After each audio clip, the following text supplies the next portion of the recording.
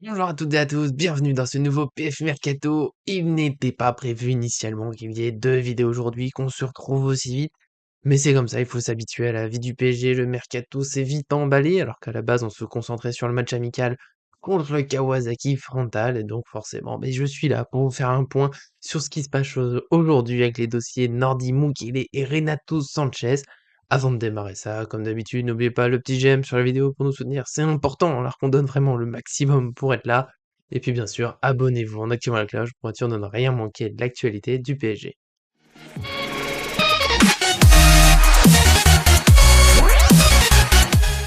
C'est parti avec le dossier Nordi Mukiele, défenseur de 24 ans qui n'a plus qu'une année de contrat au RB Leipzig. Il peut jouer sur le côté droit, il peut jouer dans l'axe aussi, notamment dans une défense à 3. Et donc le PSG aurait avancé pour son recrutement alors qu'il manque un joueur de ce profil, hein. Je rappelle que pour l'instant, Colin Dagba est parti en prêt à Strasbourg et donc il n'y a plus que Achraf Hakimi comme spécialiste du poste en piston droit. Et puis en défense centrale, on sait jamais, ça peut ne pas faire de mal.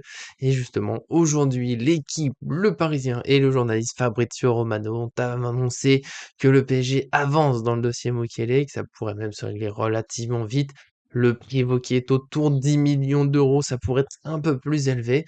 Mais il y a en tout cas un certain optimisme pour que le joueur vienne, un joueur qui aurait déjà parlé avec Christophe Galtier, qui aurait déjà un accord de principe avec le PSG, dès qu'un accord sera trouvé avec le RB Leipzig, donc pour signer un contrat et venir à Paris.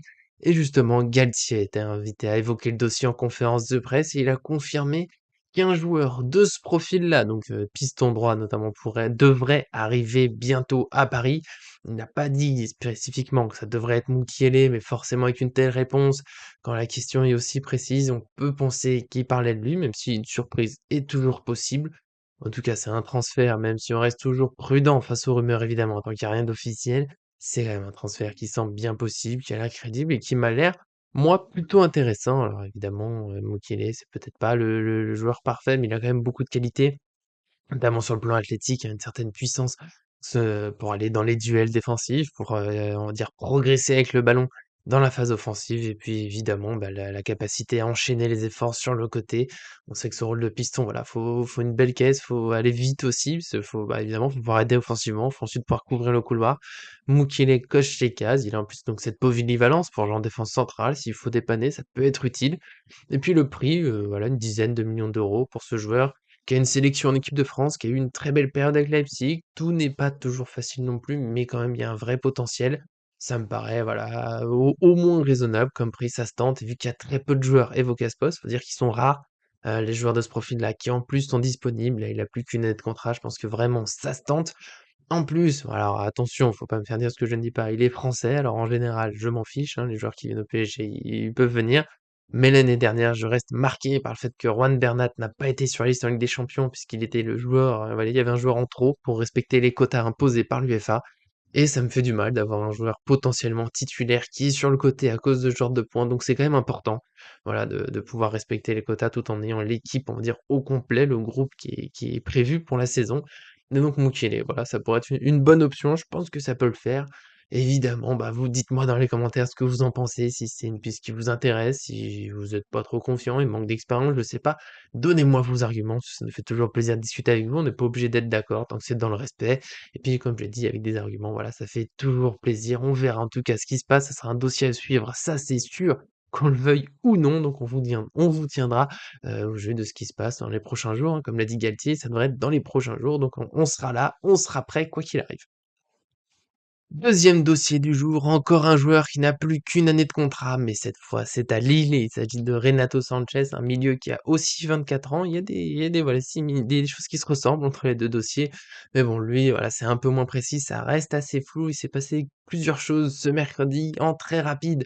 Il est annoncé depuis un moment assez proche du PSG pour un peu plus de 10 millions d'euros. Alors ça varie pas mal, mais il y a aussi l'AC Milan qui est évoqué dans ce dossier. Parfois les médias l'annoncent plutôt proche de Milan, puis parfois plutôt proche du PSG. Ce matin, il était surtout question d'un agacement du joueur qui, voilà, qui est en train d'attendre, qui veut pas rester à Lille, il est sur le départ et qui attend donc de savoir où il va. Il donnerait sa priorité au PSG et serait, voilà, un petit peu agacé de voir que le PSG n'avance pas particulièrement dans ce dossier, qu'il accélère pas dans la négociation alors que lui est prêt à venir. Et après toutes ces rumeurs, eh bien, le président lillois Olivier Létang a fait le point en conférence de presse Il a indiqué qu'il y a bien le PSG et Milan dans le dossier, que le joueur est en effet sur le départ, mais il n'y a toujours pas d'accord. Donc voilà, mais il faut simplement rester prudent, attendre, alors que les médias donnent voilà, des avantages à l'un ou à l'autre. Et bien du côté de Lille, en tout cas dans les propos officiels qu'on a, il n'y a rien de plus précis, à part le fait qu'il y a bien ces 2 clubs, donc la discussion existe, la piste existe pour le PSG. Les bi Possible que Renato Sanchez finisse par signer à Paris, mais c'est loin d'être acquis, puisqu'il y a aussi l'AC Milan. Et puis on peut pas oublier que le PSG peut avoir d'autres pistes pour renforcer son milieu de terrain. Je vais pas trop, m'étendre, on va dire, sur Renato Sanchez. On en a déjà beaucoup parlé sur cette chaîne, hein, depuis plusieurs semaines. Joueur très talentueux, peut-être le milieu le plus talentueux qui a été évoqué ces dernières semaines au PSG. Puis il y a aussi par exemple Fofana, mais gros manque de régularité depuis le début de sa carrière. On se rappelle qu'il a pas réussi à s'imposer au Bayern Munich à cause de ça.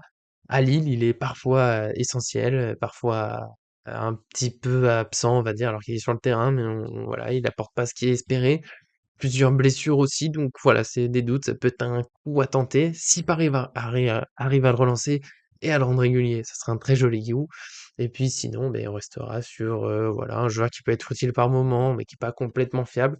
J'avoue que cette piste, voilà, ça peut être bien, mais ça m'emballe moi, pas particulièrement. J'aimerais, voilà, des joueurs plus fiables, plus réguliers, mais tant mieux s'il donne raison au PSG, s'il vient et qu'il voilà, il arrive à s'imposer pleinement, à franchir ce cap pour, être dans la durée parmi les meilleurs à son poste.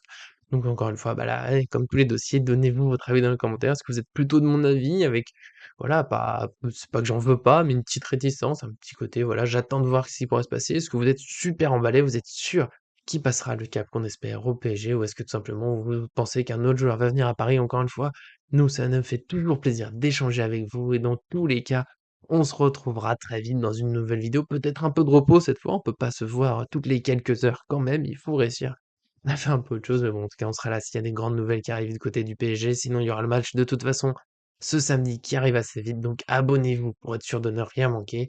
Merci pour aujourd'hui à Guinay, voilà, sur le montage, il est là, ça fait plaisir. Qu'un jour il viendra dans une vidéo, on sait que pour l'instant c'est compliqué, il fait le timide, mais on sait jamais. En tout cas, merci à tous de nous suivre et à très bientôt sur cette chaîne.